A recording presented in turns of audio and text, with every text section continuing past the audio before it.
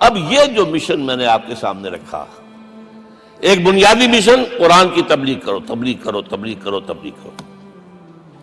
یا ایھا رسول بلغ ما انزل الیک من ربک وان لم تفعل فما بلغت رسالتہ۔ نمبر 2، جو دین حق دیا اسے غالب کرو، قائم کرو، نافذ کرو، اس کی مثال پیش کرو دنیا کے سامنے۔ ان دونوں میں مدد درکار تھی محمد رسول اللہ کو۔ جیسے حضرت مسیح نے کہا تھا، وَإِذْ قَالَ عِيسَىٰ ابْنُ مَرْيَمَ لِلْحَوَارِيِّينَ مَنْ أَنصَارِي إِلَى اللَّهِ، کون ہے میرا مددگار اللہ کی راہ میں؟ جیسے کہ اللہ فرماتے ہیں سورہ حدید میں، بڑی پیاری آیت ہے، بڑی ریولوشنری آیت ہے، بلکہ میں لفظ استعمال، بڑی ننگی انقلابی آیت ہے قرآن مجید کی۔ اتنا صاف اللہ تعالیٰ ہی سچ بول سکتا ہے، کوئی اور تو ضرور کہیں نہ کہ اس کے اوپر کوئی کپڑا ڈال کے بات کرے گا۔ آیت نمبر 25 آف سورۃ الحدید، لقد ارسلنا رسلنا بالبینات، ہم نے اپنے رسولوں کو بھیجا واضح نشانیوں کے ساتھ، معجزات کے ساتھ۔ وانزلنا معهم الکتاب والمیزان، ان کے ساتھ کتاب اتاری، شریعت اتاری، میزان اتاری، نظام اتارا۔ لِيَقُومَ النَّاسُ بِالْقِسْطِ، تاکہ لوگ عدل پر قائم ہوں۔ اس لیے کتاب کیوں بھیجی، رسول کیوں بھیجے، نبی کیوں بھیجے، وحی کیوں بھیجی؟ تاکہ لوگ عدل پر قائم ہوں۔ یہ اس سے بڑی آیت کوئی ہوگی؟ عدل اجتماعی، سوشل جسٹس۔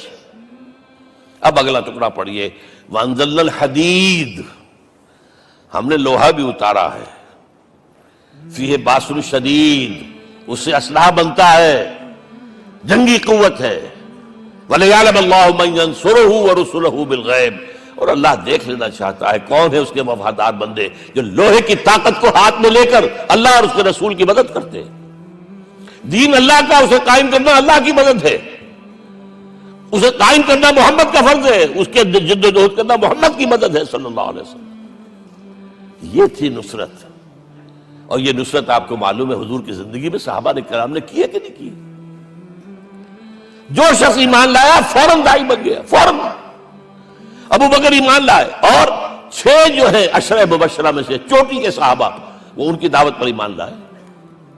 سعد ابن ابی وقاص، طلحہ، زبیر، عثمان، سعید ابن زید، یہ سب کون ہیں؟ حضرت ابو بکر کی دعوت پر۔ نوجوان ہیں، مصعب بن عمیر کو گھر سے نکال دیا چچا نے، اور برہنہ کر کے نکالا ہے کم وقت نے، اس لیے کہ باپ مر گیا تھا، بہت دولت چھوڑ گیا تھا، ماں نے بڑے ناز و نام میں پالا تھا۔ کہتے ہیں 200 درہم کا جوڑا اس کا بن کر آتا تھا شام سے، جیسے کبھی ہم کہتے تھے کہ پنڈت نہرو کے کپڑے جو ہے پیرس سے سل کر آتے ہیں، اور جہاں سے گزر جاتا تھا مصعب، اتنا اس نے لگایا ہوتا تھا عطر کے پوری گلی جو ہے وہ خوشبو سے جو ہے بھر جاتی تھی۔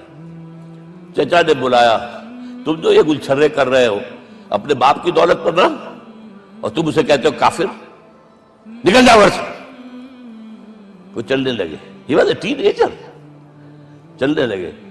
وہ سمجھا تھا کہ میرے یہ کہنے سے اس کے تو اس کو تارے نظر آ جائیں گے، یہ فوراً جو ہے توبہ کرے گا، پلٹ آئے گا۔ چلنے لگے تو اسے اور غصہ آیا، یہ کپڑے بھی اسی باپ کے ہیں، اتارو۔ وہی اتارے کپڑے، مادرزاد برہنہ ہو کر ماں کے پاس گئے ہیں۔ ماں نے آنکھوں پر ہاتھ رکھا، مصعب کیا ہوا ہے؟ فرمایا امی میں موحد ہو گیا ہوں، یہ ہے توحید۔ اور اب جا کر حضور کے دامن میں بیت ارقم میں اب ہمہ وقت کارکن ہے، قرآن اتر رہا ہے، پڑھ رہے ہیں، سمجھ رہے ہیں، قرآن اتر رہا ہے، یاد کر رہے ہیں۔ اور اس کے بعد جب کہا تھا مدینے والوں نے بیعت عقبہ اولیٰ پر کہ حضور ہمارے سے آپ کی ملاقات تو سال کے بعد ہی ہوگی، درمیان میں تو آپ کو معلوم ہے خونریزی ہے، کوئی قافلہ بچ کے نہیں آ سکتا، تو اب آپ ہمیں کوئی اپنا شاگرد دیجئے۔ مصعب بن عمیر کو حضور نے کہا جاؤ ان کے ساتھ۔ وہاں ان کا نام پڑ گیا المقری، پڑھانے والا، قرآن پڑھانے والا۔ 75 آدمی اگلے سال لے کر آ گیا ہے، اور اسی سے بیعت عقبہ ثانیہ ہوئی ہے، اور ہجرت کا راستہ کھل گیا۔ اور اس کو ایک دفعہ حضور نے دیکھا، مسجد کے دروازے کے سامنے سے گزر رہا تھا مصعب، پھٹا ہوا کمبل تھا جسم پہ لپیٹا ہوا تھا۔ حضور کی آنکھوں میں آنسو آ گئے۔ غزوہ احد میں شہید ہوا کس طرح؟ علم بردار تھا، ایک ہاتھ پر وار پڑا ہے، کٹ کے گر گیا، ایک ہاتھ سے تھاما، دوسرے پر بھی گر گیا، دونوں جو بچے ہوئے حصے تھے اس سے تھاما۔ پھر جب ختم ہو گئے، اس کے بعد جو ہے جب دفن کر رہے تھے تو حضور کے سامنے پرابلم لایا گیا۔ مصعب کے جسم پر تو کوئی کپڑا ہی نہیں تھا سوائے ایک چادر کے، ایک دھوتی، اللہ اللہ خیر صلی اللہ۔ اور شہید کا کفن ہوتا ہے اس کا اپنا لباس۔ حضور وہ اتنا چھوٹی ہے وہ چادر کہ پاؤں ڈھانپتے ہیں تو سر کھل جاتا ہے، سر ڈھانپتے ہیں تو پاؤں کھل جاتے ہیں۔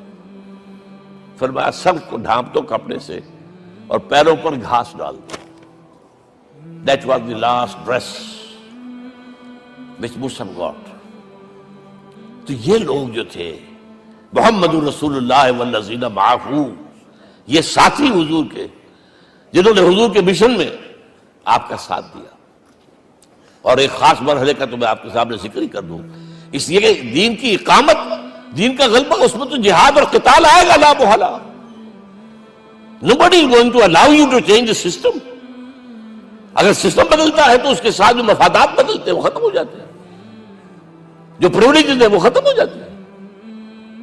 لہذا جب غزوہ بدر کا مرحلہ آیا ہے، حضور نے مجلس شورا منعقد کی، اور آپ نے جو وحی سے آپ کو بتا دیا گیا تھا، دیکھو ایک قافلہ آ رہا ہے شمال سے، مال غنیمت سے لدا پھدا ہے، اور 50 صرف اس کے ساتھ محافظ ہیں۔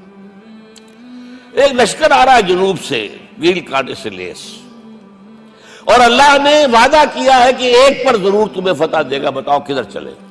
یہ اصل میں کسی بھی سپہ سالار کے لیے وقت ہوتا ہے کہ اپنے ساتھیوں کے مورال کا اندازہ کرے۔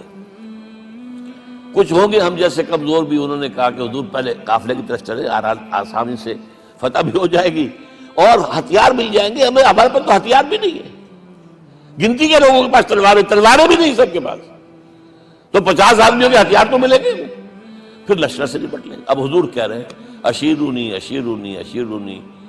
حضرت مقداد بن اسود کھڑے ہوتے ہیں، حضور ہمیں موسیٰ کے ساتھی نہ سمجھیے جنہوں نے کہہ دیا فَاذْهَبْ أَنْتَ وَرَبُّكَ فَقَاتِلَا إِنَّا هَاهُنَا قَاعِدُونَ۔ ہم موسیٰ کے ساتھی نہیں ہیں، ہم آپ کے جانثار ہیں، آپ جو آپ کی نیت ہے آپ بسم اللہ کیجئے، ہم آپ کو کیا پتا ہمارے ذریعے آپ کو اللہ تعالیٰ آنکھوں کی ٹھنڈک عطا فرمائے۔ حضور پھر فرمائے مجھے مشورہ دو، مجھے مشورہ دو۔ تب خیال آیا سعد ابن عبادہ رضی اللہ تعالیٰ عنہ کو، جو رئیس انصار تھے، ہو نہ ہو یہ ہماری طرف روئے سخن ہے، کیونکہ بیعت عقبہ ثانیہ جس کے نتیجے میں ہجرت ہوئی ہے اس میں طے یہ ہوا تھا کہ اگر یہ مکے والے مدینے پر حملہ آور ہوں گے آپ کو ختم کرنے کے لیے، ہم آپ کی حفاظت ایسے ہی کریں گے جیسے اپنے بیوی بچوں کی۔